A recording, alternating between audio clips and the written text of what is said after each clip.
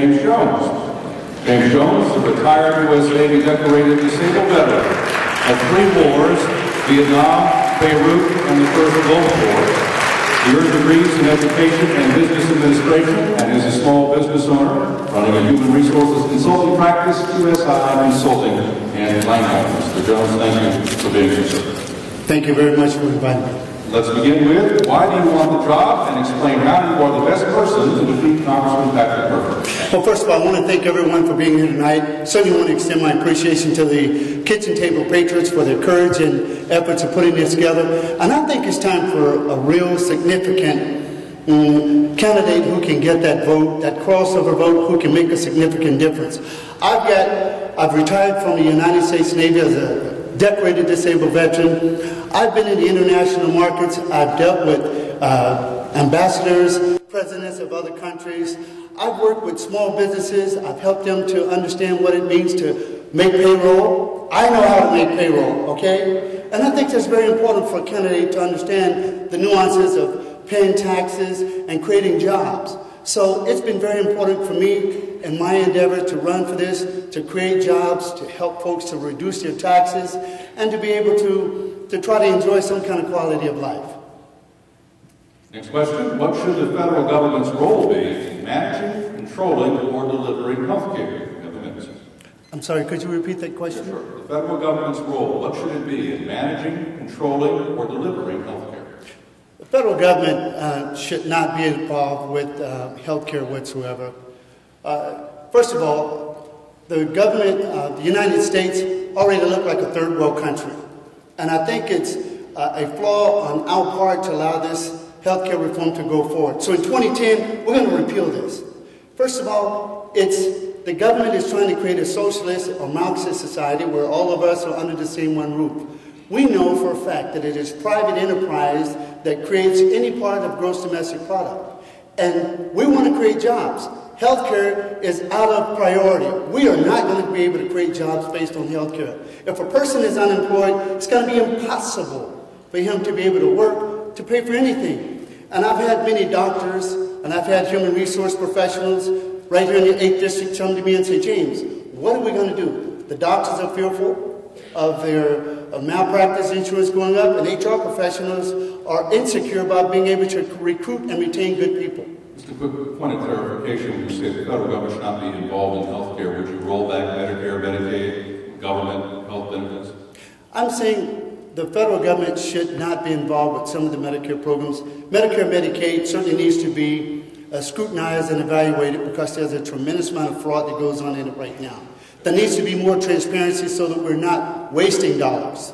Next question. What is the 10th Amendment to the U.S. Constitution, and what does it signify to you? And can you give examples of where you think it may have been violated? Well, I think, first of all, the 10th Amendment is put into the Constitution as a rule of law, and we've seen in more ways than one where the Constitution has been aborted by this administration. Our guy, Patrick Murphy, has an opportunity to ensure that we are actually following the rule of law in every aspect of government. We are here changing the contents of the Constitution, and unfortunately, it's not going to work because there are people like me and people like the Kitchen Table Patriots and people like all of us who are going to go for it and vote. In 2010, we're going to make those changes come about. Would you support state attempts to nullify provisions of the Health Care Act using the 10th Amendment? How do you think that might happen? Well, I think each state has its own guidelines, but I do think that it's certainly one method of making sure that each state is not overburdened with the provisions of health care reform. They're already overtaxed, overburdened, as we can see in many other venues. Even Pennsylvania has enough government-sponsored health care as it stands. We got the programs for children, we have programs for indigents, we have free health care as it stands already. So adding to that and forcing each state under the 10th Amendment, I mean, it simply alters the Constitution, and the President said he would uphold the Constitution, and that's not happening. What specifically would you do to restore the financial health of the United States?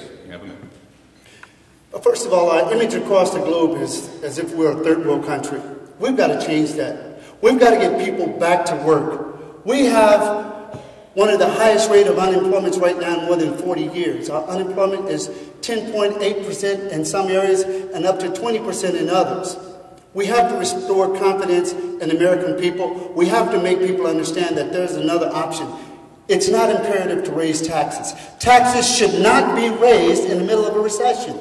There's no way that we're going to create any jobs for anyone in the middle of a recession.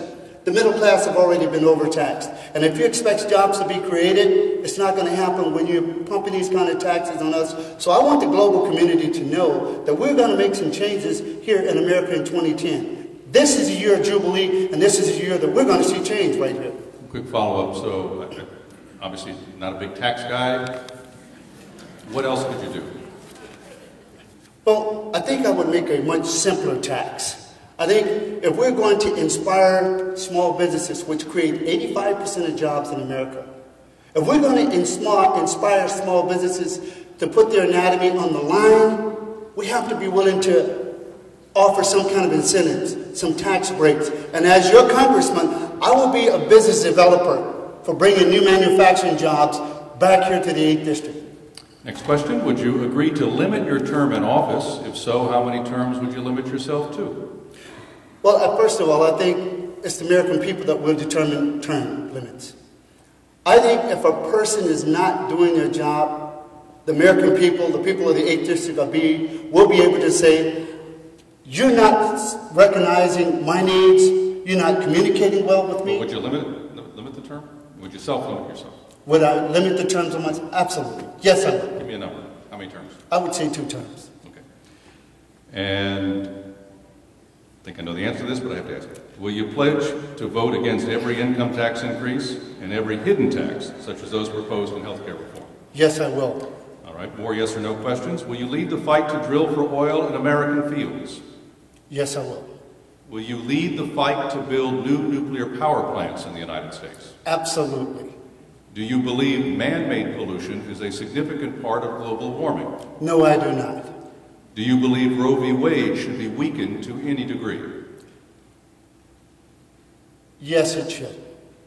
President Obama has directed federal authorities not to go after people who use marijuana for medicinal purposes in states that have authorized the use of medicinal marijuana. Do you agree with his order? No, I do not.